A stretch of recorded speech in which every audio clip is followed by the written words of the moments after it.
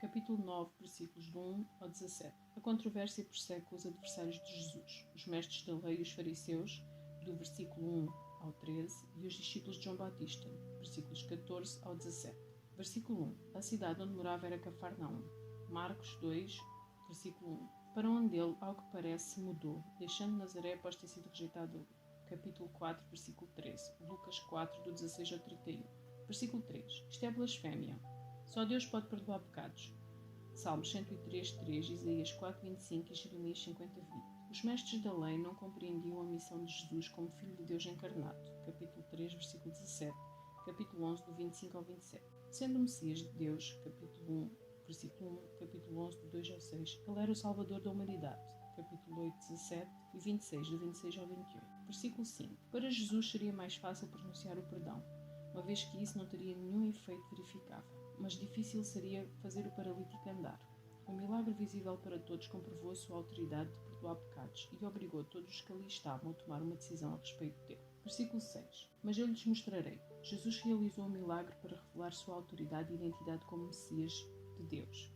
Ver capítulo 11, versículo 2 ao 6 e o 12, 28. Filho do homem é um título que Jesus usa para si como Redentor e Juiz. Daniel 7, 13 e 14. Versículo 8. A combinação de temor e louvor na reação do povo corresponde à estupenda verdade que eles perceberam em Jesus. Ele é verdadeiramente o Filho de Deus, que tem autoridade na terra para perdoar pecados. Versículo 6. Versículo 9 ao 13. Jesus, como Senhor e Messias, derrubou as barreiras que impediam os judeus justos de ter comunhão com impuros e pecadores. Versículo 9. Mateus também era chamado Levi. Marcos 2,14. Pode ser que tivesse dois nomes, ou talvez tenha recebido um novo nome de Jesus. Versículo 10. O povo desprezava os cobradores de impostos judeus. Capítulo 5, 46 a 47 e o 18, do 15 ao 20. Pois estes colaboravam com os opressores romanos e eram tidos como traidores da nação. Muitos também os consideravam impuros por causa do seu contacto frequente com os gentios e por causa das imagens idólatras nas moedas romanas que usavam. A cobrança de impostos era um empreendimento privado. Em cada distrito, Roma concedia o direito de recolher impostos a quem apresentasse a melhor oferta, comparar com Lucas 19, de 1 ao 10. O que fosse coletado acima do valor destinado a Roma ficava com os cobradores, que, movidos pela ganância, usavam frequentemente a extorsão. Versículo 13. Quero que demonstrem misericórdia e não que ofereçam sacrifícios. Oséias 6,6, conforme Septuaginta. O desejo de Deus é aplicado à questão de comunhão com pecadores. A misericórdia que Deus demonstrou ao comer com os pecadores contrasta com a postura dos fariseus, que se afastam deles. Jesus revelou a verdadeira condição espiritual dos fariseus, que se consideravam justos. Eles não conseguiram reconhecer que eram, na verdade, injustos e precisavam da salvação do Messias. Ver capítulo 7, do 1 ao 5, 8, 1, 12, 19, 30, 20, 16, 21, 43. Versículo 14. Jejuar. Alguns manuscritos acrescentam frequentemente. O jejum expressava humildade, segundo Samuel 12, 16 ao 23, Daniel 9, 3. E chamava a atenção para a necessidade de arrependimento de toda a nação. Levítico 16, do 29 a 31, Neemias 9, 1. É provável também que visasse apressar a chegada do Messias, por meio da purificação. O facto de Jesus e seus discípulos não jejuarem, capítulo 11, do versículo 18 e 19, proclamava sutilmente que o Messias já tinha chegado. Ver também capítulo 6, versículo 16. Versículo 15. Convidados de um casamento. Noivo. João Batista também tinha descrito o Messias e seus discípulos dessa forma. João 3,29. Usando imagens do Antigo Testamento para revelar a identidade de Jesus. Ver Isaías 54, 5 e 6, Mateus 25, 1 ao 13. Tirado. Essa é a primeira predição de Jesus acerca de sua morte cruel. Ver capítulo 16, 21, 17, 12, do 22 ao 23, capítulo 20, 18 e 19, 26, 2, 26, 35, Isaías 53, 8. Então jejuarão. Jesus pode estar se referindo à tristeza dos discípulos imediatamente após sua crucificação, ao estilo de vida deles, após a sua morte e ressurreição. Ver Atos 9, 9, 13, 2, 3, 14, 23, 27, 9 e 33. Versículos 16 e 17. Essas parábolas enigmáticas contrastam a nova aliança que Jesus estabeleceu, capítulo 26, do 26 ao 29, e a antiga aliança, sobretudo em relação a rituais como jejum. Jesus consuma, mas não abola a lei, capítulo 5, 17 ao 20, ver Gálatas 2, 21, 5, 4. A nova aliança, contudo, requer novas práticas. Versículo 18 ao 34. Jesus é o Messias, cujo poder não tem limites. Ele convida as pessoas a ter fé nele. Versículo 18. Puser as mãos sobre ela. A imposição de mãos é um símbolo visível da súplica para que o poder de Deus flua sobre a pessoa, resultando em nova vida ou em um novo ministério.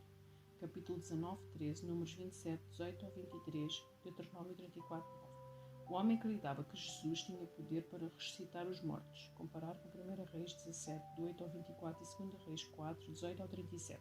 Versículo 20. A hemorragia constante da mulher a tornava cerimonialmente impura, bem como todos os que por ela fossem tocados. Levítico 15, do 25 ao 30. Contudo, em vez de tornar Jesus impuro, o toque da mulher a purificou. Uma reviravolta impressionante que ilustra o poder de Jesus de redimir e santificar. Ver capítulo 14, 36 e Marcos 3, 10. Borda. As franjas na ponta da túnica. Capítulo 23, 5, números 15, do 37 ao 41. Lembravam os judeus de viver de acordo com a lei. Versículo 22. Sua fé a curou. Literal, a salvou. A cura física demonstrou a salvação espiritual. Ver capítulo 8, versículo 17. Versículo 23. Multidão agitada. Música fúnebre. A tristeza pela morte de um familiar era demonstrada publicamente por um acompanhamento musical e por canções de lamento entoadas por pranteadoras profissionais. Até mesmo o mais pobre em Israel deve contratar ao menos 2 flautas e uma capideira. Versículo 24. Embora estivesse fisicamente morta, da perspectiva de Jesus, a menina estava apenas dormindo e logo retornaria à vida.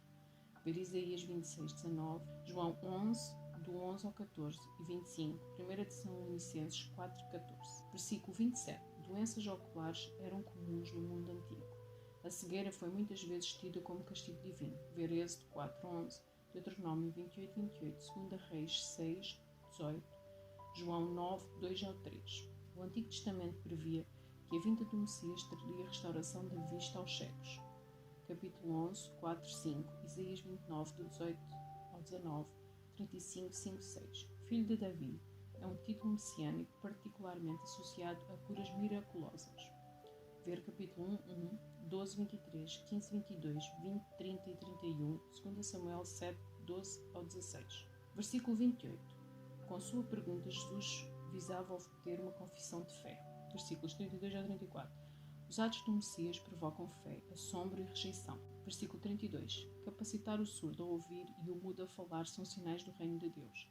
Capítulo 11, 4, 5, Isaías 35, 5 e 6. Capítulo 9, versículo 35 ao 11, 1. Ao enviar os discípulos, capítulo 10, 5 e 6, Jesus amplia seu ministério descrito em capítulo 4, 23 a 9, 34.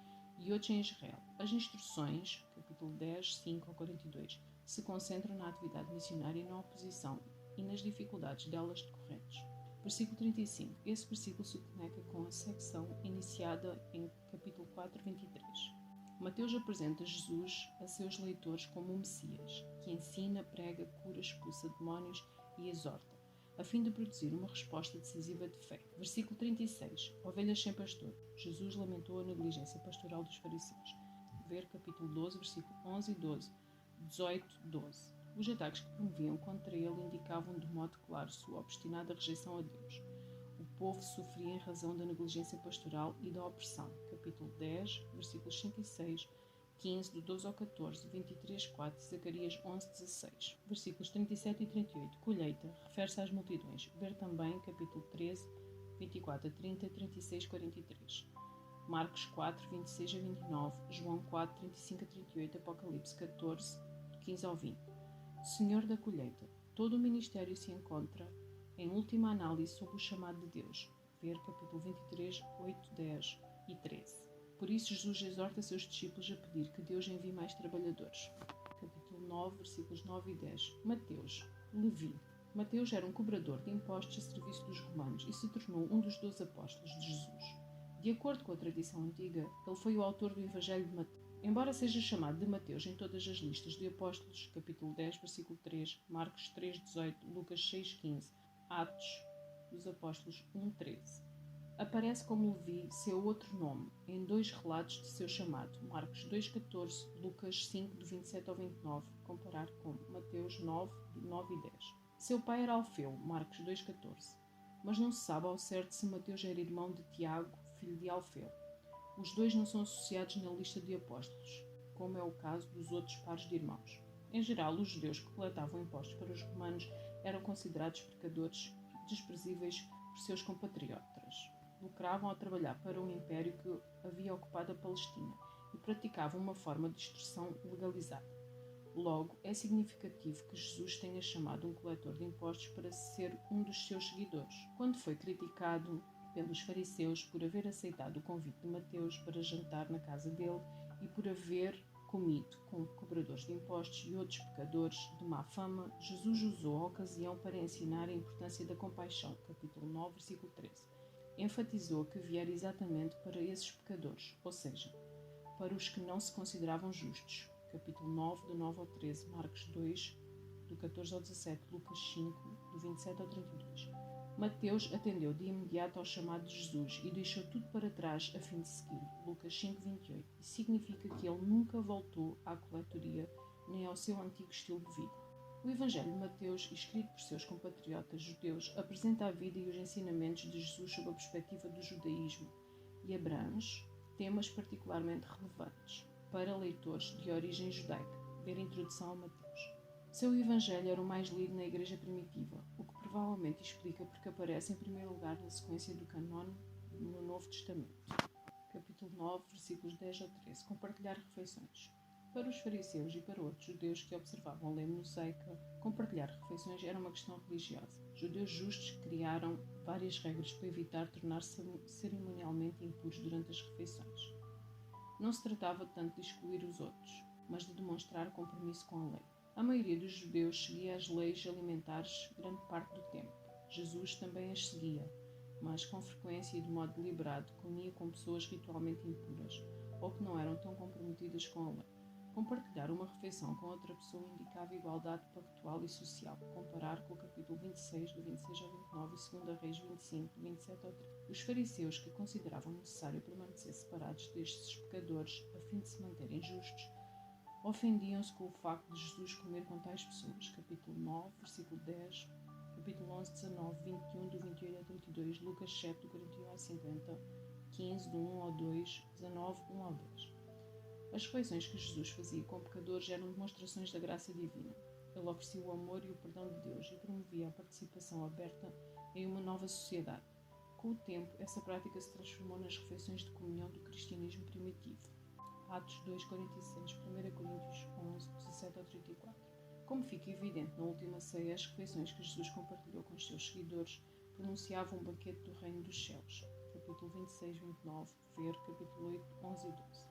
O apóstolo Paulo ampliou a prática de Jesus de modo a possibilitar a comunhão entre judeus e gentios na igreja. Ver Gálatas 2, do 11 ao 21. Jesus derrubou as barreiras que nos separavam uns dos outros e de Deus. Efésios 2, 14 ao 18. E nos chamou a ter comunhão com todo o seu povo. Capítulo 9, versículo 36. Cura e compaixão. Com frequência, Jesus é descrito como alguém que tinha compaixão. Ele é caracterizado como compassivo em situações delicadas, nas quais 1. Alguém expressa aflição, capítulo 18, do 23 ao 26, 20, do 29 ao 33. E ele a alivia, capítulo 18, 27 e 20, 34. 2. Ele se comove profundamente, capítulo 14, 14, 15, 32, 18, 27, 20, 34. Ou 3.